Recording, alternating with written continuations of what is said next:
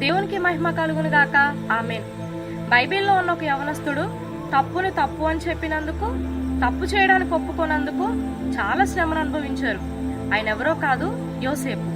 తన అన్నల చెడు ప్రవర్తన చూసి అది తప్పు అని తన తండ్రికి అది తెలియచేయడం, తన తండ్రి యోసేపును అమితంగా ప్రేమించడం, యోసేపుకు దేవుడిచ్చే దైవికమైన కలలు అన్నల్లో కోపం కలగడానికి కారణమైంది.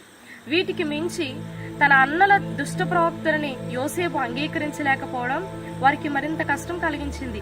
అందుకే యోసేపును గోతులో త్రోసివేశారు. అంత మాత్రమే కాదు, బానిసగా కూడా అమ్మేశారు. బానిసగా ఐగుప్తు వెళ్లిన యోసేపు పోతీఫర్ భార్య చేత శోధించబడినప్పుడు అది తప్పు అని, నేను దాన్ని చేయనని, దేవుని ఎదుటనే అటువంటి పాపానికి ఒప్పుకోనని చెప్పడం ఆయన్ని చెరసాల పాలయ్యేలా చేసింది. ఒకసారి తప్పన్నందుకు గోతిలో పడ్డారు, రెండు ఆ తప్పుకు ఒప్పుకోనందుకు చెరసాల్లో పడ్డారు. కొన్నిసార్లు మన విశ్వాసాన్ని కాపాడుకునే క్రమంలో కొన్నిటిని తప్పు అని చెప్పినా, కొన్నిటికి ఒప్పుకోకపోయినా చాలా తీవ్రమైన శ్రమను ఎదుర్కోవాల్సి వస్తుంది.